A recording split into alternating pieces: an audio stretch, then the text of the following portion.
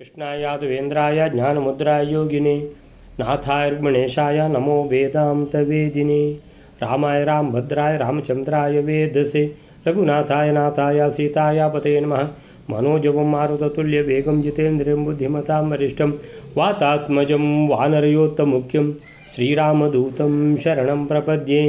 ॐ नारायणं नमस्कृत्य नरं चैव नरोत्तमं देवीं सरस्वतीं व्यासं ततो जयमुदीरयेत्। व्यासाय भवनाशाय श्रीशाय गुणराशे हृद्याय शुद्धविद्याय मध्वाय च नमो नमः।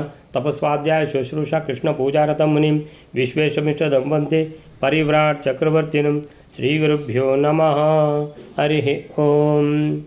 ಸೊ ಅವ್ರದ್ದು ಏನು ರಂಗಸ್ಥಳದಲ್ಲಿ ಪ್ರದರ್ಶನ ಮುಗೀತು, ರಾಜಕುಮಾರರುಗಳದ್ದು ಗಲಾಟೆಯನ್ನು ತಪ್ಪಿಸಿದ್ರು ಅಂತಾಯಿತು. ಆಮೇಲಿಂದ ಈಗ ಏನು ಹೇಳ್ತಾ ಇದ್ದಾರೆ ಅಂತ ಹೇಳಿದ್ರೆ, ಗುರುದಕ್ಷಿಣೆ ಏನು ಕೊಡಲಿ ಗುರುಗಳೇ ಅಂತ ಕೇಳಿದರೆ, ಗುರುದಕ್ಷಿಣೆ ಅವತ್ತೇ ನಿಮಗೆ ನಾನು ಪ್ರಸ್ತಾಪ ಮಾಡಿದ್ದೆ. ಆ ಪ್ರಕಾರ ಏನಂತ ಹೇಳಿದ್ರೆ, ಅವನನ್ನು ದ್ರುಪದನ ಪಾಂಚಾಲ ದೇಶಕ್ಕೆ ಹೋಗಬೇಕು ನಾವು, ಅಲ್ಲಿ ಅವನನ್ನು ಸೋಲಿಸಿ ಅವನನ್ನು ಬಂದಿಯನ್ನಾಗಿ ಮಾಡಿ ಅವನನ್ನು ಎಳ್ಕೊಂಡು ಬರಬೇಕು. ಸರಿ ಅಂತ ಹೊರಟೇ ಬಿಟ್ಟರು. ಯಾರು ದುರ್ಯೋಧನಾದಿಗಳು ಕರ್ಣನನ್ನು ಮುಂದೆ ಮಾಡಿಕೊಂಡು ಹೋಗ್ತಾರೆ ಬಂದಿಂದ. ಸೊ ಭೀಮಸೇನ ದ್ರೋಣಾಚಾರ್ಯ ಹೇಳ್ತಾನೆ, ಅವರು ಹೋಗಲಿ. ಕಚ್ಚಂತು ಏತೆ ಅಗ್ರತೋ, ಹೋಗ್ತಾರಲ್ಲ ಮುಂದೆ, ಹೋಗಲಿ ಅವರು. ಸೊ ಏನಂತ ಹೇಳಿದ್ರೆ, ಈಗ ಸಾಮರ್ಥ್ಯ ವಿವೇಕ ಅಭೀಪ್ಸಯ, ಈಗ ಯಾರ್ಯಾರ್ದು ಸಾಮರ್ಥ್ಯ ಎಷ್ಟು ಅಂತ ಇದು ಒಂದು ತಿಳಿಯುವಂಥ ಒಂದು ಪ್ರಸಂಗ. ತಿಳಿಯುವ ನಾವು ಗೊತ್ತಾಗ್ತದೆ ನಮಗೀಗ. ಇವ್ರದ್ದು ಗರ್ವ ಅನ್ನುವಂಥದ್ದು ಅನಿವಾರ್ಯ, ತಡಿಲಿಕ್ಕೆ ಸಾಧ್ಯ ಇಲ್ಲ, ಅಷ್ಟು ಅಹಂಕಾರದಲ್ಲಿದ್ದಾರೆ. ಗಚ್ಚಂತು ಹೋಗಲಿ ಮುಂದಕ್ಕೆ. ಏತೆ ಅಗ್ರತೋ, ಆದರೆ ನ ಯೇಷಾಂ ವಶಗೋ, ಇವರ ವಶಕ್ಕೆ ದ್ರುಪದ ನಾ ಭವೇತ್, ಬರುವುದಿಲ್ಲ, ತಿಳ್ಕೊಳ್ಳಿ ಖಂಡಿತ. ಸೊ ನಿವೃತ್ತೇಶು ಅಗ್ರತಾರ್ಥೇಶು ಅಂತೇಳಿದರೆ ಕೆಲಸ. ಇವರು ಇಷ್ಟೆಲ್ಲ ದುರುತ್ಸಾಹ ತಗೊಂಡು ದುರಂಕಾರ ತೋರಿಸ್ಲಿಕ್ಕೋಸ್ಕರ ಮುಂದಿಂದ ಓಡ್ತಾ ಇದ್ದಾರಲ್ಲ, ಓಡಲಿ, ವಾಪಸ್ ಬರ್ತಾರಲ್ಲ. ಈಗ ಕೆಲಸ ಆಗದೆ, ಅಕೃತಾರ್ಥ, ಕೆಲಸ ಆಗದೆ ವಾಪಸ್ ಬರ್ತಾರೆ. ನಿವೃತ್ತೇಶು, ಆಗ ವಯಂ, ನಾವು ಹೋಗ್ತೇವೆ. ವಯಂ, ನಾವು. ತವರಿಪುಂ ಬದ್ವಾ, ನಿಮ್ಮ ಶತ್ರುವನ್ನು ಕಟ್ಟಿ ಹಾಕಿ ಎಳ್ಕೊಂಬರುವ ಕೆಲಸ. ಆನಯಾಮ, ನಾವು ತರ್ತೇವೆ. ನ ಸಂದೇಹ ಇತಿ ತತ್ಸೌ ಸಹೋದರರ ಜೊತೆಗೆ ಭೀಮಸೇನನು ಇಲ್ಲೇ ನಿಂತು ಬಿಟ್ಟ. ದ್ರೋಣಾಚಾರ್ಯರಿಗೆ ಹೇಳ್ತಾ ಅಂತ ಹೇಳುವಾಗ ದ್ರೋಣಾಚಾರ್ಯರು ನಿಂತಿದ್ದಾರೆ ಅಂತಾಯಿತು. ಇಲ್ಲದಿದ್ದು ದ್ರೋಣಾಚಾರ್ಯ ಹೋಗೋದಿಲ್ಲ. ಸೊ ಬಾಕಿದ್ದವರೇ ಹೋಗಿ ಹೇಳ್ಕೊಂಡು ಬರಬೇಕು ಅಂತ. ಹೀಗೆ ಅಲ್ಲಿಗೆ ನಿನ್ನೆ ಇದು ಮುಗಿದಿದೆ. ಸೊ ಇವತ್ತಿನ ಶ್ಲೋಕಕ್ಕೆ ಹೋಗುವ ವೈಲ್ಯರೇ. ಸದ್ರೋಣಕೇಶು ಪಾರ್ಥೇಶು ಸ್ಥಿತೇಷ್ವನ್ಯೇ ಸಸೂತಜಾಃ ದುರ್ಯುರಾತ ಪ್ರಹರಣ ಪಂಚಾಲಾಂತಃಪುರಂ ಧೃತಂ. 63ನೇ ಶ್ಲೋಕ. ದ್ರೋಣನಿಂದ ಸಹಿತಾದ ಪಾಂಡವರು ಅಲ್ಲೇ ಸುಮ್ಮನೆ ಇರುತ್ತಿರಲು, ಇತ್ತ ಕಡೆ ಕರ್ಣನಿಂದ ಸಹಿತರಾದ ದುರ್ಯೋಧನಾದಿಗಳು ಆಯುಧವನ್ನು ಹಿಡಿದುಕೊಂಡವರಾಗಿ ಪಾಂಚಾಲ ದೇಶದ ರಾಜನಾದ ತ್ರಿಪದರಾಜನ ಅಂತಃಪುರದ ಕಡೆಗೆ ಶೀಘ್ರದಲ್ಲಿ ಹೋದರು. ಸದ್ರೋಣಕೇಶು ಪಾರ್ಥೇಶು ಸ್ಥಿತೇಷು ಅನ್ಯೇ ಸಸೂತಜಾಃ ಯಯುಃ ಆಪ್ತಪ್ರಹರಣಾಃ ಪಾಂಚಾಲಾಂತಃಪುರಂ ಧೃತಂ. ಸದ್ರೋಣಕೇಶು ಪಾರ್ಥೇಶು, ಯಾರು? ಭೀಮಸೇನ. ಸದ್ರೋಣಕೇಶು, ಸೊ ದ್ರೋಣನ ಜೊತೆಗೆ, ದ್ರೋಣಾಚಾರ್ಯರ ಜೊತೆಗೆ ಪಾರ್ಥೇಶು, ಬಾಕಿ ಉಳಿದರು. ಪಾರ್ಥರು ಅಂತೇಳಿದರೆ ಎಲ್ಲ ಪಾಂಡವರು ಬಂದರು.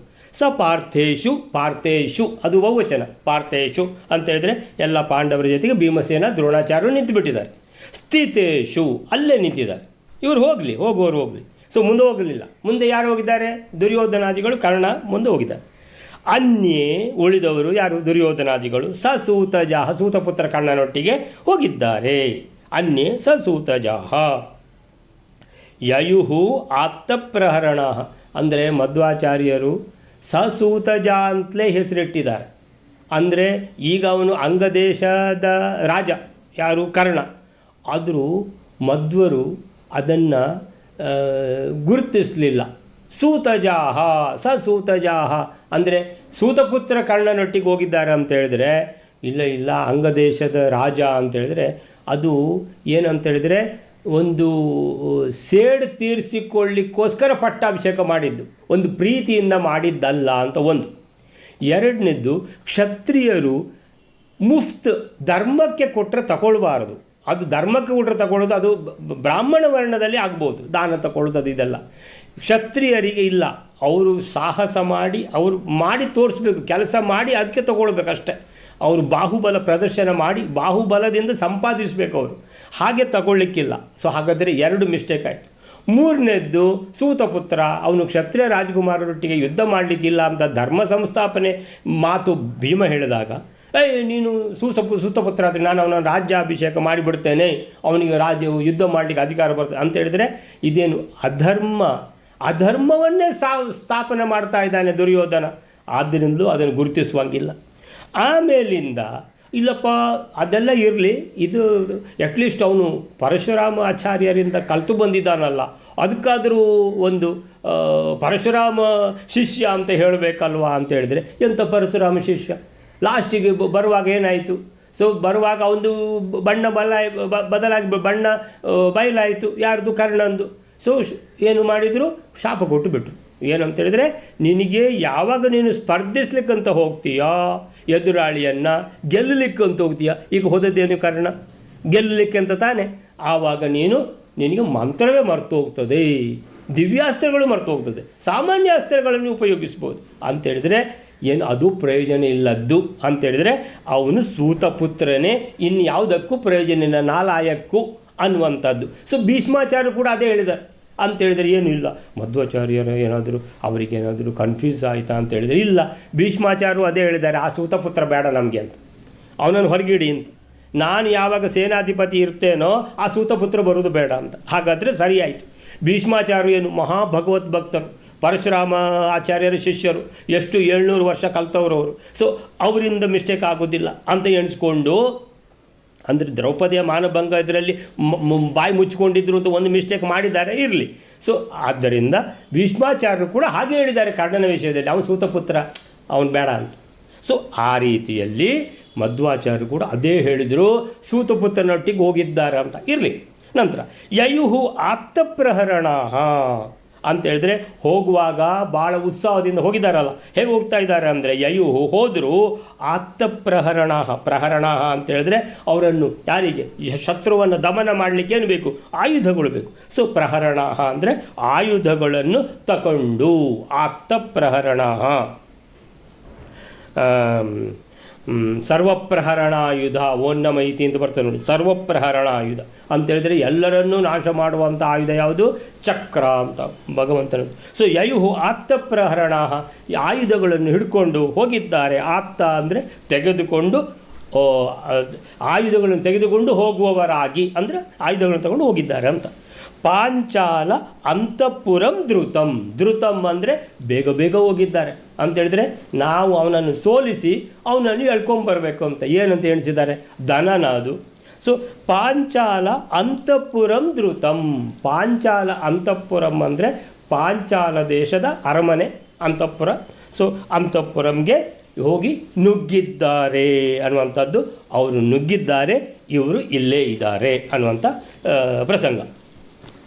ಸದ್ರೋಣಕೇಶು ಪಾಂಡವರು, ಪಾರ್ಥೇಶು ಸದ್ರೋಣಕೇಶು ದ್ರೋಣರ ಜೊತೆಗೆ, ಸ್ಥಿತೇಶು ಅಲ್ಲಿಯೇ ನಿಲ್ಲಲು, ಸ್ಥಿತೇಶು ಅಂತ ಏನಿದೆ ಅದಕ್ಕೋಸ್ಕರ ಪಾರ್ಥೇಶು ಸದ್ರೋಣಕೇಶು ಆಗಿದೆ. ಎಲ್ಲ ಅದು ಒಂದಕ್ಕೊಂದು ಕನೆಕ್ಟೆಡ್, ಆದ್ದರಿಂದ ಎಲ್ಲ ಒಂದೇ ವಿಭಕ್ತಿಯಲ್ಲಿ ಇರಬೇಕು. ಸೊ ಸದ್ರೋಣಕೇಶು ಪಾರ್ಥೇಶು ಸ್ಥಿತೇಶು ಅಂತೇಳಿದರೆ ನಿಂತು ಬಿಟ್ಟಿದ್ದಾರೆ. ಯಾರು ಅಂತ ಕೇಳಿದರೆ ದ್ರೋಣಾಚಾರ್ಯರ ಜೊತೆಗೆ. ಯಾರು? ಪಾರ್ಥರು. ಆಮೇಲಿಂದ ಪಾರ್ಥೇಶು ದ್ರೋಣಾಚಾರ್ಯರ ಜೊತೆಗೆ ಭೀಮಸೇನಾದಿ ಪಾಂಡವರು ನಿಂತು ಬಿಟ್ಟಿದ್ದಾರೆ. ಬಾಕಿದ್ದವರು ಕರ್ಣನೊಂದಿಗೆ ಸಸೂತಜಾಹ ಕೌರವರೆಲ್ಲ ಆಯುಧ ಪಾಣಿಗಳಾಗಿ ಆಪ್ತಪ್ರಹರಣ ಆಯುಧಗಳನ್ನು ಎತ್ತಿಕೊಂಡು ಯಯೂ ಹೋಗಿದ್ದಾರೆ. ಆಯುಧಂತು ಪ್ರಹರಣಂ. ಆಮೇಲಿಂದ ಸೊ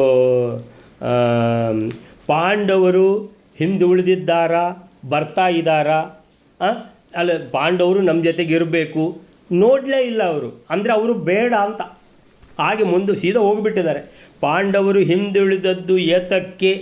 ಎಂಬ ಬಗ್ಗೆ ಯಾವ ವಿಚಾರವನ್ನು ಮಾಡದೆ ಅವರು ಬೇಕಾಗಿಲ್ಲ ಅಂತ ಎಣಿಸ್ಕೊಂಡು ಕೌರವರು ಏನು ದುರುತ್ಸಾಹ ಭರದಿಂದ ಮುನ್ನುಗ್ಗಿಯೇ ಬಿಟ್ಟಿದ್ದಾರೆ. ಧೃತಂ, ಬೇಗ ಬೇಗ, ಬೇಗ ಅಂತ ಧೃತಂ ಅಂದರೆ.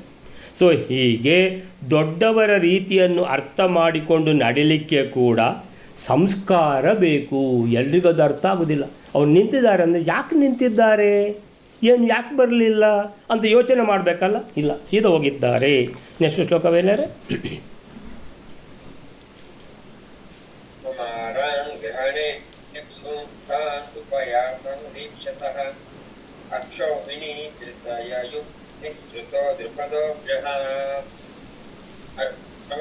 ಶ್ಲೋಕ. ಆ ದ್ರುಪದರಾಜನು ತನ್ನನ್ನು ಹಿಡಿಯಲಿಕ್ಕೆ ಇಚ್ಛಿಸಿ ಬಂದ ಆ ಕುಮಾರನನ್ನು ನೋಡಿ ಅಕ್ಷೋಹಿಣಿಗಳ 3ರಿಂದ ಕೂಡಿದವನಾಗಿ ಅರಮನೆಯಿಂದ ಹೊರಗೆ ಹೊರಟ. ಕುಮಾರಾನ್ ಗ್ರಹಣೇಪ್ಸೂನ್ ತಾನ್ ಉಪಯಾತಾನ್ ಉದೀಕ್ಷ್ಯ ಸಹ ಅಕ್ಷೋಹಿಣೀ ತೃತಯಯುಕ್ ನಿಸೃತೋ ದ್ರುಪದೋ ಗೃಹಾತ್. ಕುಮಾರಾನ್, ಓ ರಾಜಕುಮಾರರು ಬಂದಿದ್ದಾರೆ. ಗ್ರಹಣೇಪ್ಸೂನ್, ತಾನ್ ಉಪಯಾತಾನ್, ತಾನ್ ಅವರನ್ನು, ಉಪಯಾತಾನ್ ಅವರು ಬರುವ ಏನು ಒಂದು ಭಂಗಿ ನೋಡಿದರೆ, ಓ ನನ್ನನ್ನು ಸೆರೆ ಹಿಡಿದು ಎಳ್ಕೊಂಡು ಹೋಗಬೇಕಂತ ಆ ರೀತಿಯಲ್ಲಿ ಬರ್ತಾ ಇದ್ದಾರೆ. ಯುದ್ಧ ಮಾಡಲಿಕ್ಕೆ ಬರ್ತಾ ಇರೋದು ಇದು. ಕುಮಾರಾನ್, ಈ ರಾಜಕುಮಾರರು ಬರ್ತಾ ಇದ್ದಾರಲ್ಲ ದುರ್ಯೋಧನಾದಿಗಳು. ತಾನ್ ಉಪಯಾತಾನ್, ಯಾತಾನ್ ಅಂದರೆ ಹೋಗೋದು ಅಂತ, ಉಪಯಾತಾನ್ ಅಂದರೆ ಸಮೀಪಕ್ಕೆ ಹೋಗುವುದಂದರೆ ಸಮೀಪಕ್ಕೆ ಧಾವಿಸ್ತಾ ಇದ್ದಾರೆ ಇವರು. ಯಾರು? ಈ ದುರ್ಯೋಧನಾದಿಗಳು. ಎಲ್ಲಿಗೆ? ಅವನ ದೃಪದನ ಅರಮನೆಗೆ, ಅಂತಃಪುರ. ಸೊ ರಾಣಿಯರಿರುವಂಥ ವಾಸ. ಸೊ ಅಲ್ಲಿಗೆ ಇವರು ಧಾವಿಸ್ತಾ ಇದ್ದಾರೆ. ಉಪಯಾತಾನ್, ತಾನ್, ಕುಮಾರಾನ್ ಅಂತ ಹೇಳಿದ್ರೆ ಉದೀಕ್ಷ್ಯ ನೋಡಿದ್ದಾನೆ, ನೋಡಿ ಬರುವ ಭಂಗಿಯಿಂದ, ಸಹ ಅಂದರೆ ದ್ರುಪದ ರಾಜನು. ಅಂದರೆ ಯಾಕೆ ಬರ್ತಾ ಇದ್ದಾರೆ ಅಂತ ಕೇಳಿದರೆ, ಗ್ರಹಣೇಪ್ಸೂನ್, ಓ ನನ್ನನ್ನು ಸೆರೆ ಹಿಡಿದು ಸೋಲಿಸಿ ಸೆರೆ ಹಿಡಿದು ಎಳ್ಕೊಂಡು ಹೋಗಲಿಕ್ಕೆ. ಗ್ರಹಣ ಅಂದರೆ ಹಿಡ್ಕೊಂಡು ಹೋಗೋದು. ಗ್ರಹಣ ಅಂದರೆ ಹಿಡಿಯುವುದು. ಸೂರ್ಯನಿಗೆ ರಾಹು ಗ್ರಹಣ ಅಂದರೆ ಸೂರ್ಯನಿಗೆ ರಾಹು ಹಿಡ್ದ ಅಂತ. ಸೊ ಚಂದ್ರನಿಗೆ ಕೇತು ಗ್ರಹಣ ಅಂದರೆ ಚಂದ್ರನನ್ನು ಕೇತು ಹಿಡ್ದ. ಪಾಣಿಗ್ರಹಣ ಅಂದರೆ ಮದುವೆ ಅಂತೇಳಿದರೆ ಹೆಂಡತಿಯ ಕೈಯನ್ನು ಹಿಡ್ದ ಅಂತ. ಅಂದರೆ ಹೀಗೆ. ಸೊ ಕುಮಾರಾನ್ ಗ್ರಹಣೇಪ್ಸೂನ್ ಅಂತೇಳಿದರೆ ಗ್ರಹಣೇಪ್ಸೂನ್ ಅಂದರೆ ಈ ಉಪ್ಸೂನ್ ಅಂತ ಅನ್ನುವಂಥದ್ದು ಯಾವಾಗ ಬರ್ತದೆ ಅಂತೇಳಿದರೆ ಇಚ್ಛಿಸಿ. ಸೊ ಚಿಕೀರ್ಷುಹು ಅಂತ ಬರ್ತದೆ.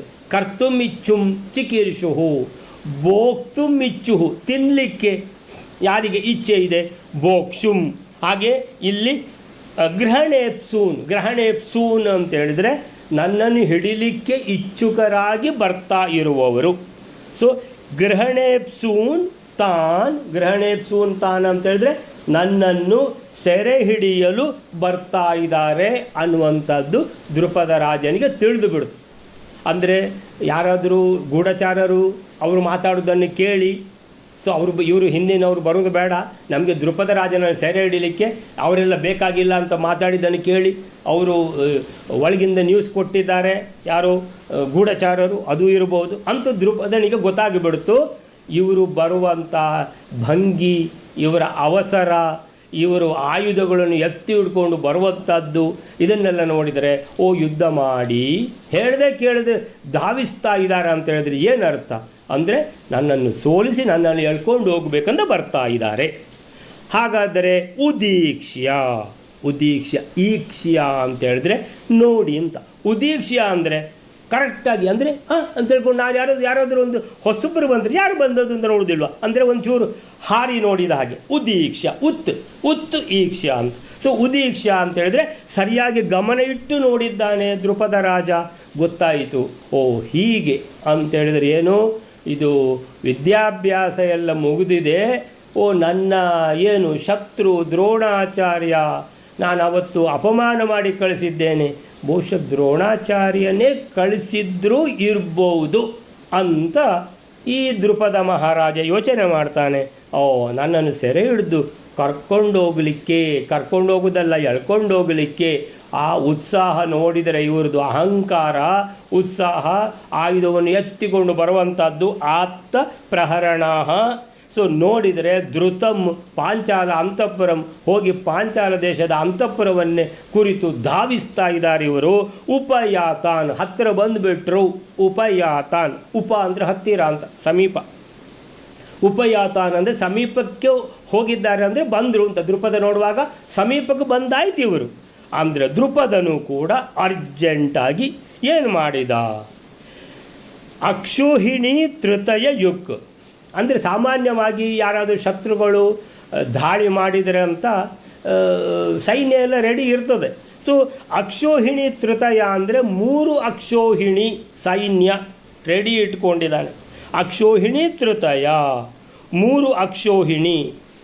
ತೃತಯ ಅಂದರೆ ತ್ರಿ ಅಂದರೆ 3, ದ್ವಿ ಅಂದರೆ 2, ಏಕ ಅಂದರೆ 1, ಏಕ ದ್ವೇ ತ್ರೀಣಿ. ಸೊ ತೃತಯ ಅಂದರೆ 3 ಅಕ್ಷೋಹಿಣಿ. ಯುಕ್ ಯುಂಗ್ ಅಂತ ಹೇಳಿದ್ರೆ ಯುಕ್ತನಾಗಿ ಹಿಡ್ಕೊಂಡು, 3 ಅಕ್ಷೋಹಿಣಿ ಸೈನ್ಯ ಹಿಡ್ಕೊಂಡು. ದ್ರುಪದ ಗೃಹಾತ್, ಮನೆಯಿಂದ, ಗೃಹಾತ್ ನಿಸೃತಃ ಅಂತೇಳಿದ್ರೆ ಪರ್ವತದಲ್ಲೆಲ್ಲ ಒಂದು ಕಡೆಗೆ ನೀವು ಹೀಗೆಲ್ಲ ಒಬ್ಸರ್ವ್ ಮಾಡಿ ನೋಡಿದರೆ, ಓ ಇಲ್ಲಿ ಉಜ ಹೊರಗೆ ಬರ್ತಾ ಇದೆ, ನಾನು ಉಜ ಅಂತ ಹೇಳೋದು ಅಂದರೆ ಇಲ್ಲಿ ನೀರು ಹೊರಗೆ ಬರ್ತಾ ಇದೆ ಅಂತೇಳಿದರೆ ನಿಸೃತಃ, ಪರ್ವತದಿಂದ ನೀರು ಹೊರಟು ಬರ್ತಾ ಇದೆ, ನಿಸೃತಃ. ಅದಕ್ಕೆ ಹಾಗೆ ಅದು. ಸೊ ಇಲ್ಲಿ ದೃಪದನು ಅಂತೇಳಿದರೆ ಜಾಸ್ತಿ ಎಲ್ಲ ಶಬ್ದ ಮಾಡದೆ 3 ಅಕ್ಷೋಹಿಣಿ ಸೈನ್ಯ ಹಿಡ್ಕೊಂಡು ಮನೆಯಿಂದ ಹೊರಟ. ನಿಸೃತ ಅಂದರೆ ಮೆಲ್ಲ. ಪರ್ವತದಲ್ಲಿ ಹೇಗೆ ನದಿ ಉಗಮ ಆಗ್ತದೋ ಅಂದರೆ ಮೆಲ್ಲಕ್ಕೆ ಹರಿದು ಬರ್ತದಲ್ಲ, ಹಾಗೆ ದೃಪದನು ಕೂಡ ಹೊರಗೆ ಬಂದ 3 ಅಕ್ಷೋಹಿಣಿ ಸೈನ್ಯ ಹಿಡ್ಕೊಂಡು. ಈ ಶ್ಲೋಕಕ್ಕೆ ತನ್ನನ್ನು ಸೆರೆ ಹಿಡಿಯಲು ಬಯಸಿ ಆ ರಾಜಕುಮಾರರು ಬಂದಿರುವುದನ್ನು ಗಮನಿಸಿದ ದೃಪದ, ಅಂದರೆ ಆ ರಾಜಕುಮಾರರು ತಾನ್ ಕುಮಾರಾನ್ ಗ್ರಹಣೇಪ್ಸೂನ್, ನನ್ನನ್ನು ಸೆರೆ ಹಿಡಿಯಲು. ಗ್ರಹಣೇಪ್ಸೂನ್, ಗ್ರಹಣ ಅಂದರೆ ಹಿಡಿಯುವುದು. ಸೊ ಪಾಣಿಗ್ರಹಣ ಅಂದರೆ ಕೈ ಹಿಡಿಯುವುದು. ಇಲ್ಲಿ ನನ್ನನ್ನು ಹಿಡಿಯುವುದು ಅಂದ್ರೇನು, ನನ್ನನ್ನು ಸೆರೆ ಹಿಡಿದು ಎಳ್ಕೊಂಡು ಹೋಗಲಿಕ್ಕೆ. ಗ್ರಹಣೇಪ್ಸೂನ್ ಅಂದರೆ ಬಯಸಿ, ಅದು ನನ್ನ ಆ ರೀತಿ ಸೆರೆ ಹಿಡಿದು ನನ್ನನ್ನು ಎಳ್ಕೊಂಡು ಹೋಗಲಿಕ್ಕೆ ಬಯಸಿ ಬಂದವರು ಅಂತ ತಿಳಿದ. ಉದೀಕ್ಷ್ಯ, ನೋಡಿದ, ಗಮನಿಸಿದ, ಸರಿಯಾಗಿ ನೋಡಿದ. ಏನು, ಹತ್ತಿರವೇ ಬಂದುಬಿಟ್ಟಿದ್ದಾರೆ. ಉಪಯಾತಾನ್, ರಾಜಕುಮಾರರು ಬಂದಿರುವುದಂತೇಳಿದ್ರೆ ಏನು, ಬಂದುಬಿಟ್ರು, ಬಂದಾಯಿತು. ಸೊ ಉಪಯಾತಾನ್. ಸೊ ದೃಪದ ಏನು ಮಾಡಿದ, 3 ಅಕ್ಷೋಹಿಣಿ ಸೇನೆಯಿಂದ ಕೂಡಿ, ಅಕ್ಷೋಹಿಣಿ ತೃತಯ ಅಕ್ಷೋಹಿಣಿ, 3 ಅಕ್ಷೋಹಿಣಿ ಸೇನೆಯಿಂದ ಯುಕ್ ಅಂತೇಳಿದ್ರೇನು, ಕೂಡಿದವನಾಗಿ, ಯುಕ್ತ. ಸೊ ಆಮೇಲಿಂದ ನಿಸೃತೋ, ನಿಸೃತೋ, ಯುಕ್ಕಲ್ಲದು, ಅಲ್ಲದು, ಕಕ ಗಗ ಂಗ. So Young ನಿಸೃತಃ ದೃಪದಃ ಗೃಹಾತ್ ನಿಸೃತಃ ದೃಪದಃ ನಿಸೃತಃ. ಎಲ್ಲಿಂದ, ಗೃಹಾತ್, ಮನೆಯಿಂದ ಹೊರಗೆ ಬಿದ್ದ, ಹೊರಟ ಅಂದರೆ ಯುದ್ಧಕ್ಕೆ ಇವರನ್ನು ಎದುರಿಸಲಿಕ್ಕೆ ಹೊರಟ ಅಂತ ಅರ್ಥ.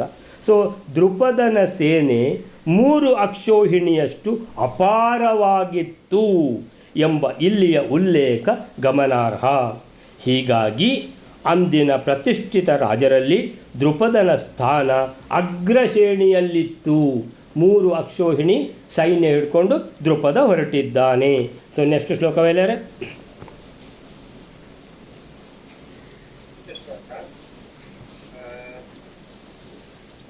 ತೇಷರೈಃ ಅಭಿವರ್ಷಂತಃ ಪರಿವಾರ್ಯ ಕುಮಾರಕಾನ್ ಅರ್ಧಯಾಮಾಸುರುಶ್ವತ್ತಾನ್ ಸ್ತ್ರಿಯೋ ಬಾಲಾಶ್ಚ ಸರ್ವಶಃ. 65ನೇ ಶ್ಲೋಕ. ಪಾಂಚಾಲರು, ಸ್ತ್ರೀಯರು, ಎಲ್ಲ ಬಾಲಕರು ಕೂಡ ತೃಪ್ತರಾದ ಆ ಕುಮಾರರನ್ನು ಸುತ್ತಮುತ್ತಲು ಆವರಿಸಿ ಬಾಣಗಳಿಂದ ಸುರಿಸುತ್ತಾ ಅವರನ್ನು ಪೀಡಿಸಿದರಂತೆ. ತೇಷರೈಃ ಅಭಿವರ್ಷಂತಃ ಪರಿವಾರ್ಯ ಕುಮಾರಕಾನ್ ಅರ್ಧಯಾಮಾಸುಃ ಉದ್ವೃತ್ತಾನ್ ಸ್ತ್ರಿಯೋ ಬಾಲಾಶ್ಚ ಸರ್ವಶಃ ತೇ ಅಂತೇಳಿದರೆ ದ್ರುಪದ ಮತ್ತು ದ್ರುಪದನ 3 ಅಕ್ಷೋಹಿಣಿ ಸೈನ್ಯ. ತೇ ಶರೈಹಿ, ಶರ ಅಂದರೆ ಬಾಣಗಳು, ಶರಪಂಜರ, ಶರವೇದಿ, ಆಮೇಲೆ ಶರಶಯ್ಯೆ ಅದು ಫೇಮಸ್ಸು. ಭೀಷ್ಮಾಚಾರ್ಯರು ಮಲ್ಕೊಂಡದ್ದು ಶರಶಯ್ಯೆ. ಶರ ಅಂದರೆ ಬಾಣದ ಹಾಸಿಗೆಯಲ್ಲಿ ಮಲಗಿದ್ದವರು, ಅಂದರೆ ಇಡೀ ದೇಹಕ್ಕೆ ಎಲ್ಲ ಕಡೆಯಲ್ಲೂ ಬಾಣ ಚುಚ್ಚುತ್ತಾ ಇರ್ತದೆ. ಸೊ ತೇ ಶರೈಹಿ, ಬಾಣಗಳಿಂದ, ಶರೈಹಿ ಅಭಿವರ್ಷಂತಹ ಅಂದರೆ ಬಾಣಗಳು ಹೇಗೆ ಬಿಟ್ಟಿದ್ದಾರೆ ಅಂತೇಳಿದರೆ ವರ್ಷಂತಹ. ವರ್ಷ ಅಂದ್ರೇನು? ವರ್ಷ ಅಂದ್ರೇನು? ಮಳೆ. ಸೊ ಮಳೆ ಬಂದ ರೀತಿಯಲ್ಲಿ ಬಾಣಗಳನ್ನು ಸುರಿಸ್ತಾ ಇದ್ದಾರೆ ಈ ದುರ್ಯೋಧನಾದಿಗಳ ಮೇಲೆ ದ್ರುಪದ ಮತ್ತು ಅವನ 3 ಅಕ್ಷೋಹಿಣಿ ಸೈನ್ಯ. ಅದು ಅಭಿ ಅಂದ್ರೇನು? ಅಭಿವರ್ಷಂತಹ, ಎದುರು ಬರ್ತಾ ಇದ್ದಾರೆ, ಬಾಣಗಳ ಸುರಿಮಳೆ ಮಾಡಿಕೊಂಡು ಬರ್ತಾ ಇದ್ದಾರೆ, ಧಾವಿಸಿ ಮೇಲೆ ಬೀಳಲಿಕ್ಕೆ ಬರ್ತಾ ಇದ್ದಾರೆ ದ್ರುಪದ ಮತ್ತು ದ್ರುಪದನ ಸೈನ್ಯ ಅಂತೇಳಿದರೆ ಬಾಣ ಶರೈಹಿ ವರ್ಷಂತಹ, ಬಾಣಗಳ ಸುರಿಮಳೆ ಎದುರುಗಡೆನೇ ಬರ್ತಾ ಇದೆ. ಆದ್ದರಿಂದ ಅಭಿವರ್ಷಂತ. ಅಭಿಮುಖ ಅಂತ ಹೇಳೋದಿಲ್ವ? ಅಭಿಮುಖ ಅಂದ್ರೇನು? ಮುಖ ಎದುರು ಅಂತ ಅಭಿಮುಖ. ಅಭಿವರ್ಷ ಅಂತ ಅಂದರೆ ಎದುರುಗಡೆನೇ ಮಳೆ ಸುರಿತಾ ಇದೆ. ಯಾವುದರದ್ದು? ಬಾಣಗಳದ್ದು. ಪರಿವಾರ್ಯ ಅಂದರೆ ಆವೃತ, ಸುತ್ತು. ಈ ದುರ್ಯೋಧನಾದಿಗಳು ಮತ್ತು ಕರ್ಣ ಇವರು ಮಧ್ಯದಲ್ಲಿ ಇವರೆಲ್ಲ ಸುತ್ತುವರೆದು ಬಿಟ್ಟಿದ್ದಾರೆ. ಇಡೀ ದ್ರುಪದ ಮತ್ತು ದ್ರುಪದನ ಸೈನ್ಯ ಇವರನ್ನು ಸುತ್ತುವರೆದು ಬಿಟ್ಟಿದೆ. ಕುಮಾರಕಾನ್ ಪರಿವಾರ್ಯ, ಈ ರಾಜಕುಮಾರರನ್ನು ಏನು ಮಾಡಿದೆ? ಸುತ್ತುವರೆದು ಬಿಟ್ಟಿದೆ ದ್ರುಪದ ಮತ್ತು ದ್ರುಪದನ ಸೈನ್ಯ. ಕುಮಾರಕಾನ್ ಪರಿವಾರ್ಯ. ಅರ್ಧಯಾಮಾಸು, ಈಗ ಏನು ಇವ್ರದ್ದು ನಡೆಯುವುದಿಲ್ಲ ಅನ್ನುವಂಥದ್ದು ಗೊತ್ತಾಗಿಬಿಡ್ತು. ಯಾರ್ದು? ದುರ್ಯೋಧನಾದಿಗಳದ್ದು ಏನು ನಡೀತಾ ಇಲ್ಲ. ಅಂದರೆ ಕರ್ಣ ಇದಾನಂತ ಬಂದದ್ದು, ಕರ್ಣನದ್ದು ನಡೆಯುವುದಿಲ್ಲ ನೋಡಿ. ಸೊ ಅರ್ಧಯಾಮಾಸು, ಯಾವಾಗ ಇವ್ರದ್ದು ನಡೆಯೋದಿಲ್ವೋ ಆಗ ಅರ್ಧಯಾಮಾಸು ಅಂತ ಹೇಳಿದರೆ ಯಾವುದದು? ಅದು ಅಂದರೆ ಪೀಡಿಸುವುದು ಅಂತ ಅರ್ಥ. ಈ ದ್ರುಪದ ಮತ್ತು ದ್ರುಪದನ ಸೈನ್ಯ ದುರ್ಯೋಧನಾದಿಗಳನ್ನು ಸರಿಯಾಗಿ ಪೀಡಿಸಿತು. ಅರ್ಧಯಾಮಾಸು ಉದ್ವೃತ್ತಾನ್ ಅಂದರೆ ಯಾವ ಸಿದ್ಧತೆ ಇಲ್ಲದೆ ಹೋದವರು. ಅಂದರೆ ಅರ್ಜುನನಾಗೆ ದಿವ್ಯಾಸ್ತ್ರಗಳು ಬೇಕಾದಾಗೆ ಬರುವುದಿಲ್ಲ. ಕರ್ಣನಿಗೆ ಆ ಮಂತ್ರವೇ ಮರ್ತೋಗಿಬಿಡ್ತದೆ. ಯಾಕಂದರೆ ಎದುರಾಳಿಯನ್ನು ಸೋಲಿಸ್ತೇನಂತ ಯುದ್ಧ ಮಾಡೋದಿದು. ಆದ್ದರಿಂದ ಅರ್ಧಯಾಮಾಸು, ಇವರನ್ನು ಸರಿಯಾಗಿ ಆ ದ್ರುಪದನ ಸೈನ್ಯ ದುರ್ಯೋಧನಾದಿಗಳನ್ನು ಪೀಡಿಸಿತು. ಮತ್ತು ಉದ್ವೃತ್ತಾನ್, ಬಹಳ ದುರಹಂಕಾರದಿಂದ ಹೋದವರು, ದರ್ಪದಿಂದ ಹೋದವರು, ಉನ್ಮತ್ತರು ಅಂತೇಳಿದ್ರೇನು? ಅಹಂಕಾರದಲ್ಲಿ ಏನು ಅವರಿಗೆ ತಾವು ಯಾರು ಅಂತಲೇ ಮರ್ತೋಗಿದೆ, ತಮ್ಮ ಬಲ ಏನು ಅಂತ ಮರ್ತೋಗಿದೆ. ಎದುರಾಳಿದ್ದು ಬಲ ಅದನ್ನು ಲೆಕ್ಕ ಹಾಕಲಿಲ್ಲ, ಯಾವುದನ್ನು ಲೆಕ್ಕ ಹಾಕಲಿಲ್ಲ ಅಂತೇಳಿದರೆ ಇವರಿಗೆ ವಿವೇಕ ಶೂನ್ಯರು ಅಂತ ಹೇಳಬೇಕು. ಸೊ ಅರ್ಧಯಾಮಾಸು ಉದ್ವೃತ್ತಾನ್, ಉನ್ಮತ್ತರನ್ನು ಸರಿಯಾಗಿ ಪೀಡಿಸಿದರು. ಅವರು ನುಗ್ಗಿದ್ದೆಲ್ಲಿಗೆ? ಅಂತಃಪುರಕ್ಕೆ. ಯಾವುದು? ಅರಮನೆಯ ಅಂತಃಪುರಕ್ಕೆ. ಅಂತಃಪುರದಲ್ಲಿ ಇರುವುದು ಯಾರು? ರಾಣಿಯರ ಸೇವಕಿಯರು, ದಾಸಿಯರು, ಮಕ್ಕಳು, ಹೆಂಡತಿ ಮಕ್ಕಳು ಇರೋದು ಅಂತ. ಸೊ ಆ ಹೆಂಡತಿ ಮಕ್ಕಳೆಲ್ಲ ಹೊರಗೆ ಬಂದಿದ್ದಾರೆ. ಸ್ತ್ರೀಯ ಬಾಲಾಶ್ಚ ಸರ್ವಶಃ, ಅವರು ಬಂದು ಅವ್ರ ಕೈಗೆ ಏನಿದೆ, ಒನಕೆ ಇದ್ದರೆ ಒನಕೆ, ಹಿಡಿಸುಡಿ ಇದ್ದರೆ ಹಿಡಿಸುಡಿ, ಕೋಲಿದ್ದರೆ ಕೋಲು ಹಿಡ್ಕೊಂಡು ಬಂದು ಹೊಡೆದ್ರು ಇವರಿಗೆ. ಯಾರಿಗೆ? ದುರ್ಯೋಧನಾದಿಗಳಿಗೆ. ಅವರು ಯಾಕೆ ಬಿಡ್ತಾರೆ? ಅವರು ಸಹ ಹೊಡೆದ್ರು. ಅಂದರೆ ಇವರಿಗೆ ಪೆಟ್ಟು ತಿನ್ನುವಂಥದ್ದೇ ಆಯಿತು ಅನ್ನುವಂಥದ್ದು. ಅಂದರೆ ಹೀನಾಯವಾದ ಈ ರೀತಿ ಅವರದ್ದು ಪರಿಸ್ಥಿತಿ ನೋಡಿದರೆ ಬೇಡ. ಸೊ ತೇ ದ್ರುಪದ ಮತ್ತು ಅವನ ಸೈನ್ಯ ಶರೈಹಿ, ಬಾಣಗಳಿಂದ, ಅಭಿವರ್ಷಂತಹ, ಸುರಿಮಳೆಗೈಯುತ್ತಾ ಬಂದವರು ಆ ರಾಜಕುಮಾರರನ್ನು ಕುಮಾರಕಾನ್ ಪರಿವಾರ್ಯ, ಸುತ್ತುವರೆದು. ನೋಯಿಸತೊಡಗಿದರು, ಅಂದರೆ ಪೀಡಿಸತೊಡಗಿದರು. ಅರ್ಧಯ ಮಾಸುಹು. ಆಮೇಲೆ ಉದ್ವೃತ್ತಾನ್, ಅರ್ಧಯ ಮಾಸುಹು, ಆಮೇಲೆ ಹೋಗಿಬಿಡ್ತು, ಅರ್ಧಯ ಮಾಸುಹು ಅಂತ ವಿಸರ್ಗ ಕೊಟ್ಟು ಕೂಡಲೇ ಏನು ಉಳೀತು? ಉಳೀತು. ಉದ್ವೃತ್ತಾನ್, ಉದ್ವೃತ್ತ ಅಂತ ಹೇಳಿದರೆ ಅವನಿಗೆ ನೆಲದ ಮೇಲೆ ಅವನದು ಕಾಲೇ ಇಲ್ಲ ಅಂತ. ಸೊ ಹೀಗೆ ಅಂತೇಳಿದರೆ ಮಹಾದರ್ಪ ಅಹಂಕಾರಿಗಳು ಅಂತ. ಉದ್ವೃತ್ತಾನ್ ಸ್ತ್ರೀಯ ಬಾಲಾಶ್ಚ ಸರ್ವಶಃ. ಆ ನಡತೆ ಕೆಟ್ಟ ಈ ದುರ್ಯೋಧನಾದಿಗಳನ್ನು, ಅಂದರೆ ಯಾರಾದರೂ ಅಂತಃಪುರಕ್ಕೆ ಧಾವಿಸ್ತಾರ. ಅಂತಃಪುರ ಅಂದರೆ ಹೆಂಡತಿ ಮಕ್ಕಳಿರುವಂಥ ಜಾಗ, ಅಂದರೆ ಇವಕ್ಕೆ ಏನು ವಿವೇಕ ಶೂನ್ಯರು. ಸೊ ನಡತೆ ಕೆಟ್ಟ ಈ ದುರ್ಯೋಧನಾದಿಗಳನ್ನು ಹೆಂಗಸರು, ಸ್ತ್ರೀಯ, ಬಾಲಾಹ, ಮಕ್ಕಳು, ಸಹ ಸರ್ವಶಃ ಅಂದರೆ ಎಲ್ಲ ಕಡೆಯಿಂದಲೂ ಎಲ್ಲರೂ ಕೂಡ ಪೀಡಿಸತೊಡಗಿದರು. ಅರ್ಧಯ ಮಾಸುಹು. ಸೊ ಅರ್ಧಯ ಮಾಸುಹು ಅಂತೇಳಿದ್ರೆ ಪೀಡಿಸಿದರು. ಅರ್ಧಯತ್, ಅರ್ಧಯನ್. ಸೊ ನಂತರ ಅಲ್ಲಿಗೆ ಎಷ್ಟು ಆಯಿತು? ಈಗ ಈ ಶ್ಲೋಕ ಆಯಿತು. ನೆಕ್ಸ್ಟ್ ಶ್ಲೋಕ ಏನದು? ಶರೈಹಿ ಅಭಿವಂತ ಬಾಲಾಶ್ಚ ಸರ್ವಶಃ. ಆಮೇಲಿಂದ ಇನ್ನೊಂದು ಶ್ಲೋಕ ಮಾಡಿಬಿಡುವ ಅವೆಲ್ಲರ. ಹರ್ಮ್ಯ ಸಂಸ್ಥಾ ಸ್ತ್ರೀಯೋ ಬಾಲ ಗ್ಲಾವಭಿರ್ಮಸಲೈರಪಿ ಅತ್ಯರ್ಥಮರ್ದಯಾಮಾಸುಃ ಕುಮಾರಾನ್ ಸುಸುಕೈಹಿತಾನ್. 66ನೇ ಶ್ಲೋಕ. ಉಪ್ಪರಿಗೆಯಲ್ಲಿರತಕ್ಕಂತಹ ಸ್ತ್ರೀಯರು, ಬಾಲಕರು ಕಲ್ಲುಗಳಿಂದಲೂ ಒನಕೆಗಳಿಂದಲೂ ಬಹು ಸುಖದಿಂದ ವರ್ಧಿತರಾದ ಆ ಕುಮಾರರನ್ನು ಅತಿಶಯವಾಗಿ ಪೀಡಿಸಿದರು.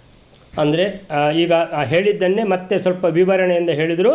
ಹರ್ಮ್ಯ ಸಂಸ್ಥಾ ಸ್ತ್ರೀಯ ಬಾಲಾಹ ಗ್ಲಾವಭಿಃ ಮುಸಲೈಃ ಅಪಿ ಅತ್ಯರ್ಥಂ ಅರ್ಧಯಾಮಾಸುಹು.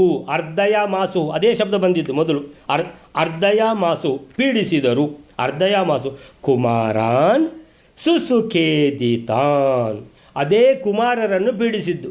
ಎಂಥ ಕುಮಾರರನ್ನು? ಹಿಂದಿನ ಶ್ಲೋಕದಲ್ಲಿ ಹೇಳಿದರು ಉದ್ವೃತ್ತಾನ್, ಅಂದರೆ ಮದೋನ್ಮತ್ತರಾದ ಈ ರಾಜಕುಮಾರರನ್ನು. ಆಮೇಲೆ ಇಲ್ಲಿ ಹೇಳಿದರು ಮಧ್ವರು ಸುಸುಖೇದಿತಾನ್. ಸುಸುಖ ಏದಿತಾನ್ ಅಂದರೆ ಸುಖದ ಸುಪ್ಪತ್ತಿಗೆಯಲ್ಲಿ ಮಲಗಿದವರು. ಕಷ್ಟ ಅಂದರೆ ಏನು ಅಂತ ಗೊತ್ತಿಲ್ಲ, ಪೆಟ್ಟು ತಿಂದು ಗೊತ್ತಿಲ್ಲ, ಹಿಡಿಸುಡಿ ಅಂದರೆ ಏನು ಅಂತ ಗೊತ್ತಿಲ್ಲ, ಒನಕೆ ಅಂದರೆ ಏನು ಅಂತ ಗೊತ್ತಿಲ್ಲ. ಸೊ ಎಲ್ಲ ಈಗ ನೋಡ್ದಂಗೆ ಆಯಿತು. ಒನಕೆಯಲ್ಲಿ ಪೆಟ್ಟು ಕೊಟ್ಟರೆ ಯಾವ ಥರ ಆಗುತ್ತೆ, ಎಷ್ಟು ನೋವಾಗ್ತದೆ, ಹಿಡಿಸುಡಿಯಲ್ಲಿ ಹೊಡೆದರೆ ಯಾವ ಥರ ಆಗುತ್ತೆ, ಎಲ್ಲ ಅಂಥ ಸುಖದ ಸುಪ್ಪತ್ತಿಗೆಯಲ್ಲಿ ಬೆಳೆದು ವಿವೇಕ ಶೂನ್ಯರಾದ ಈ ದುರ್ಯೋಧನಾದಿಗಳನ್ನು ಅರ್ಧಯಾಮಾಸುಹು ಚೆನ್ನಾಗಿ ಪೀಡಿಸಿದರು. ಹೇಗೆ? ಹರ್ಮ್ಯ ಸಂಸ್ಥಾಹ ಅಂತೇಳಿದರೆ ಕೆಲವು ಸ್ತ್ರೀಯರು ಎದುರುಗಡೆ ಬಂದಿದ್ದಾರೆ, ಕೆಲವು ಸ್ತ್ರೀಯರು ಮೇಲೆ ಹತ್ತಿದ್ದಾರೆ, ಫಸ್ಟ್ ಫ್ಲೋರು ಸೆಕೆಂಡ್ ಫ್ಲೋರಿಗೆಲ್ಲ ಹತ್ತಿದ್ದಾರೆ. ಹತ್ತಿ ಹರ್ಮ್ಯ ಸಂಸ್ಥಾಹ ಅಂತೇಳಿದರೆ ಉಪ್ಪರಿಗೆಗಳನ್ನು ಹತ್ತಿ ಅಲ್ಲಿ ನಿಂತ. ಹರ್ಮ್ಯ ಸಂಸ್ಥಾಹ ಅಂತೇಳಿದರೆ ಉಪ್ಪರಿಗೆ ಹತ್ತಿ ನಿಂತ ಸ್ತ್ರೀಯ, ಯಾರು? ಹೆಂಗಸರು. ಸಾಮಾನ್ಯ ಹೆಂಗಸರೆಲ್ಲ ಯುದ್ಧರಂಗಕ್ಕೆ ಬರುವುದಿಲ್ಲ ಅಂತೇಳಿದರೆ ಏನಂತೇಳಿದರೆ ಅಲ್ಲೇ ಎಲ್ಲಿ ಮೇಲೆ ಹತ್ತಿ ಬಿಟ್ಟು ಅಲ್ಲಿ ಯಾರು ಹೋಗೋದಿಲ್ಲಲ್ಲ. ಸೊ ಭಾರಿ ಒಂದು ಸೇಫ್ ಜಾಗದಲ್ಲಿ ನಿಂತುಕೊಂಡು ಹರ್ಮ್ಯ ಸಂಸ್ಥಾ. ಹರ್ಮ್ಯ ಅಂದರೆ ಮಹಲ್, ಸ್ಟೋರಿ ಅಂತ, ಫಸ್ಟ್ ಸ್ಟೋರಿ ಸೆಕೆಂಡ್ ಸ್ಟೋರಿ ಅಥವಾ first floor second floor. So ಹರ್ಮ್ಯ ಸಂಸ್ಥಾಹ ಸ್ತ್ರೀಯ ಬಾಲಾಹ ಗೊತ್ತಾಯಿತು. ಮಕ್ಕಳು, ಹೆಂಡತಿ, ಇದು ಹೆಂಡಂದಿರು, ಮಕ್ಕಳು, ಹೆಂಗಸರು, ಸ್ತ್ರೀಯ ದಾಸಿಯರು ಎಲ್ಲ ಇವರೆಲ್ಲ. ಗ್ಲಾವಭಿಹಿ ಮುಸಲೈಹಿ. ಮುಸಲ ಅಂದರೆ ಒನಕೆ. ಗ್ಲಾವಭಿಹಿ ಅಂತ ಹೇಳಿದರೆ ಸಣ್ಣ ಸಣ್ಣ ಕಲ್ಲುಗಳು. ಸೊ ಗ್ಲಾವಭಿಹಿ ಮುಸಲೈಹಿ ಕಲ್ಲುಗಳನ್ನು ಹೊಡೆದರು ಅಲ್ಲಿಂದ. ಆಮೇಲಿಂದ ಒನಕೆಯಿಂದ ಅಲ್ಲಿಂದ ತೆಗೆದು ಏನು ಮಾಡಿದರು? ಅವರಿಗೆ ಸರಿ ಅವರ ತಲೆಗೆ ಬೀಳುವಾಗೆ ಬಿಸಾಡಿದರು. ಯಾವುದನ್ನು? ಒನಕೆಗಳನ್ನು. ಸೊ ಆಮೇಲಿಂದ ಅತ್ಯರ್ಥಂ ಅತ್ಯಂತವಾಗಿ ಅಂದರೆ ಬಹಳ ಕೋಪದಲ್ಲಿದ್ದಾರೆ ಈ ಯಾರೆಲ್ಲ ಹೆಂಗಸರು ಮಕ್ಕಳೆಲ್ಲ. ಈ ರೀತಿ ಏಕಾಏಕಿಯಾಗಿ ಗೊತ್ತು ಗುರಿ ಇಲ್ಲದೆ ಯಾವುದು ವಿಷಯ ತಿಳಿಸದೆ ಸೀದಾ ಬಂದು ಧಾವಿಸಿದ್ದಾರೆ. ಎಂಥ ಮೂರ್ಖ ಶಿಖಾಮಣಿಗಳು ಅಂತ ಹೇಳಿಬಿಟ್ಟು ಅತ್ಯರ್ಥಂ ಅಂದರೆ ಅತಿ ಅಂತಂ, ಅತ್ಯಂತಂ ಅಂತ ಬಹಳವಾಗಿ. ಬಹುನಿ ಅಂದರೆ ನಿತಾಂತಂ, ನಿತಾಂತಂ ಬಹೂನಿ, ಅತ್ಯಂತಂ ಅರ್ಧಯ ಮಾಸು ಅಂದರೆ ಎಷ್ಟಾಗ್ತದ ಅಷ್ಟು ಪೀಡಿಸಿದ್ದಾರೆ. ಬಾಣಗಳ ಸುರಿಮಳೆ ಬಂದ ಕಾರಣ ಇವರೆಲ್ಲ ಏನಾಗಿದ್ದಾರೆ, ದುರ್ಯೋಧನಾದಿಗಳು ಇವರ ಹತ್ರ ಏನು ಬಿಲ್ಲು ಬಾಣ ಇದೆಯೋ ಇಲ್ಲವೋ, ಏನು ಆಯುಧ ಇಟ್ಕೊಂಡು ಹೋಗಿದ್ದಾರೋ ದೇವರೊಬ್ಬನಿಗೆ ಗೊತ್ತು. ಆ ಆಯುಧಗಳು ಯಾತಕ ಒಂದು ಉಪಯೋಗಕ್ಕೆ ಬರಲಿಕ್ಕೆ ಬರ್ತಾ ಇಲ್ಲ ಅದು ಗೊತ್ತಾಗ್ತಾ ಇಲ್ಲ ಅಂತೇಳಿದರೆ ಏನು ಎಣಿಸಿಕೊಂಡಿದ್ದಾರೆ. ದೃಪದ ಅಂತೇಳಿದರೆ ಹೋಗುವುದು, ಅವನ ರೂಮಿಗೆ ನುಗ್ಗುವುದು, ಕೋಣೆಗೆ ಅವನನ್ನು ಎಳ್ಕೊಂಡು ಬರುವುದು ಅಂತ ಎಣಿಸಿದ್ದಾರೆ. ಆದರೆ ದೃಪದ ಅಂದರೆ ಮಹಾರಾಜ, ಅವನ ಹತ್ರ ಸೈನ್ಯ ಇರ್ತದೆ, ಸೇನಾಧಿಪತಿ ಇರ್ತಾರೆ, ಬೇಕಾದ ಶಸ್ತ್ರಾಸ್ತ್ರಗಳಿರ್ತದೆ, ಬಿಲ್ಲು ಬಾಣ ಅವರಿಗೂ ಸಹ ಗೊತ್ತಿರ್ತದೆ, ದಿವ್ಯಾಸ್ತ್ರಗಳೆಲ್ಲ. ಇದೆಲ್ಲ ಯೋಚನೆ ಮಾಡಲಿಲ್ವಾ ಏನೋ ಗೊತ್ತಿಲ್ಲ. ಸೊ ಹರ್ಮ್ಯ ಸಂಸ್ಥಾಹ, ಫಸ್ಟ್ ಫ್ಲೋರ್ ಸೆಕೆಂಡ್ ಫ್ಲೋರಿಗೆ ಹತ್ತಿದಂತಹ ಸ್ತ್ರೀಯರು, ಬಾಲಾಹ ಯಾರು ಮಕ್ಕಳು, ಗ್ಲಾವಬಿಹಿ ಕಲ್ಲುಗಳಿಂದ, ಮುಸಲೈಪಿ ಒನಕೆ ಹಿಡಿಸುಡಿ ಮೊದಲಾದವುಗಳಿಂದ ಇವರನ್ನು ಸುಸುಖ ಏದಿತಾನ್ ಅಂದರೆ ಚೆನ್ನಾಗಿ ಸುಖದ ಸುಪ್ಪತ್ತಿಗೆಯಲ್ಲಿ ಬೆಳೆದಿರುವಂಥ ವಿವೇಕಶೂನ್ಯರಾದ ಮದೋನ್ಮತ್ತರಾದ ಈ ಕುಮಾರಾನ್, ಈ ರಾಜಕುಮಾರರನ್ನು ಅತ್ಯರ್ಥಂ ಅಂದರೆ ಬಹಳವಾಗಿ ಅರ್ಧಯ ಮಾಸು ಪೀಡಿಸಿದರು. ಈ ಶ್ಲೋಕಕ್ಕೆ ಏನು ಹೇಳ್ತಾರೆ ಅಂತ ಹೇಳಿದರೆ, ಸೊ ಅತ್ಯರ್ಥಂ ಉಪ್ಪರಿಗೆಗಳಲ್ಲಿ ನಿಂತಿದ್ದ ಹರ್ಮ್ಯ ಸಂಸ್ಥಾಹ ಹೆಂಗಸರು ಮಕ್ಕಳು, ಸ್ತ್ರೀಯ ಬಾಲಾಹ ಕಲ್ಲುಗಳಿಂದಲೂ, ಗ್ಲಾವಬಿಹಿ ಅದು ಗ್ರಾವಬಿಹಿ ಅಂತ ಎರಡೆರಡಿದೆ, ಗ್ರಾ ಅಂತಲೂ ಇದೆ, ಗ್ಲಾ ಅಂತಲೂ ಇದೆ, ಯಾವುದೂ ಆಗ್ಬೋದು, ಓದ್ಬೋದು. ಸೊ ಗ್ಲಾವಬಿಹಿ ಮುಸಲೈಹಿ ಒನಕೆಗಳಿಂದಲೂ ಈ ಸುಖದಿಂದ ಬೆಳೆದಿದ್ದ ರಾಜಪುತ್ರರನ್ನು ಸುಖೇದಿತಾನ್ ಕುಮಾರಾನ್, ಸುಖೇದಿತಾನ್ ಅಂತ ಉಂಟು, ಸುಖೈದಿತಾನ್ ಅದು ಆಗ್ಬೋದು. ಏದಿತಾನ್ ವೃದ್ಧಿ ಸಂಧಿಯಾಗಿ ಐ ಅಂತಾಗುತ್ತೆ. ಸೊ ಸುಖೇದಿತಾನ್ ಅಂತ ಓದ್ಬೋದು, ಸುಖೈದಿತಾನ್ ಅಂತಲೂ ಓದ್ಬೋದು. ಸುಖೈದಿತಾನ್ ಕುಮಾರಾನ್ ಅತ್ಯರ್ಥಂ ಬಹಳವಾಗಿ ಅರ್ಧಯಾಮಾಸು ಪೀಡಿಸಿದರು. ಒಂದು ಕಡೆ ಅಪಾರ ಸಂಖ್ಯೆಯ ಸೇನೆಯ ಶರವೃಷ್ಟಿ, ಇನ್ನೊಂದು ಕಡೆ ಅಂತೇಳಿದ್ರೆ ಶರವೃಷ್ಟಿ ಮಾತ್ರ ಅಲ್ಲ, ಇವರನ್ನು ಸುತ್ತುವರೆದು ಬಿಟ್ಟಿದ್ದಾರೆ. ಅಂತೇಳಿದ್ರೆ ಇವರಿಗೇನಾಗಿದೆ, ಬಂದಿ ಯಾರನ್ನು ಮಾಡಬೇಕು, ದೃಪದನನ್ನು ಬಂದಿ ಮಾಡಬೇಕಂತ ಹೋದವರು ಸ್ವಂತ ಇವರೇ ಬಂದಿಗಳಾಗಿ ಬಿಟ್ಟಿದ್ದಾರೆ. ಸೊ ಏನಂತ ಹೇಳಿದ್ರೆ ಸರಿಯಾಗಿ ಹೊಡೆತ ತಿಂದಿದ್ದಾರೆ. ಸೊ ಮತ್ತೊಂದು ಕಡೆ ಉಪ್ಪರಿಗೆಗಳಿಂದ ಹೆಂಗಸರು ಮಕ್ಕಳು ಎಸೆಯುತ್ತಿದ್ದ ಕಲ್ಲುಗಳು, ಒನಕೆಗಳು, ಚಪ್ಪಲಿ ಬಿಸಾಡಿದ್ದಾರೆ, ಇವುಗಳಿಂದಾಗಿ ಸುಖವಾಗಿ ತಿಂದು ಬೆಳೆದಿದ್ದ ಆ ರಾಜಪುತ್ರರಿಗೆ ಸಹಿಸಲಾಗದಷ್ಟು ಪೀಡೆ ಉಂಟಾಯಿತು ಎಂದು ಭಾವ ಅಂತ ಹೇಳ್ತಾರೆ. ಅಲ್ಲಿಗೆ ಇವತ್ತನ್ನು ನಿಲ್ಲಿಸ್ಕೊಳ್ಳೋಣ. ಮುಂದೆ ಏನಾಯಿತು ಅಂತ ನಾಳೆ ನೋಡುವ. ಶ್ರೀಕೃಷ್ಣ ಅರ್ಪಣ.